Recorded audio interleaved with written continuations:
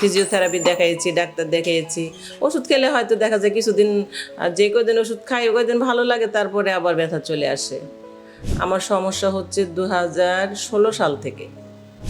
আমি অনেকটাই সুস্থ হয়ে গেছি, আলহামদুলিল্লাহ। আসসালামু আলাইকুম।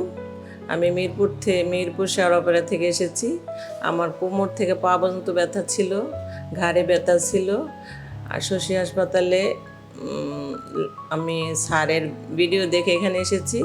তারপরে আমি এখানে আজ 14 দিন ট্রিটমেন্ট নিলাম।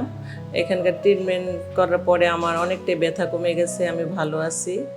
আর এখানকার যে থেরাপিস্ট যারা দেয় ওরাও ভালো, বিশেষ করে আমাকে যে দেয় জোশী আন্টি, ওনারও বেশ ভালো ব্যবহার, আচার ব্যবহার আমার কাছে অনেক ভালো লাগছে। আর এখানে ট্রিটমেন্ট করে আমি অনেকটাই সুস্থ হয়ে গেছি, আলহামদুলিল্লাহ। আমার সমস্যা হচ্ছে 2016 সাল থেকে। ফিজিওথেরাপি দেখাইছি, ডাক্তার দেখিয়েছি। ওষুধ খেলে হয়তো দেখা যায় কিছুদিন, যে কদিন ওষুধ খাই ওই কদিন ভালো লাগে, তারপরে আবার ব্যথা চলে আসে।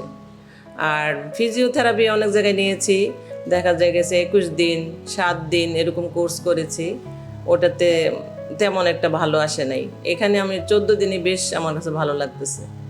যে স্যারের যে আপনার লাইভ করে ইউটিউবে দেখা যায়, ফেসবুকে দেখা যায়, আমি স্যারের নিয়মিত ভিডিও দেখি। যখন ডক্টরের কাছে গেলে বলতো 15 দিনে 1 মাস 2 মাস খান, ওটা খেতাম। খাওয়ার পরে দেখতাম ব্যথা কমতো না, তো আবার ডাক্তার চেঞ্জ করতাম। মানে আমি বিভিন্ন ডাক্তার দেখিয়েছি, চেঞ্জ করেছি।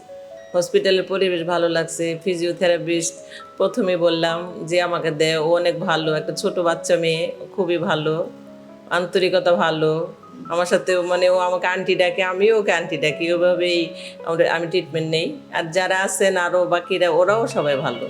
পায়ে জ্বালা যন্ত্রণা করতো অনেক, এখন জ্বালা যন্ত্রণা কমে গেছে। আর ব্যথা হতো, ব্যথাও কমে গেছে।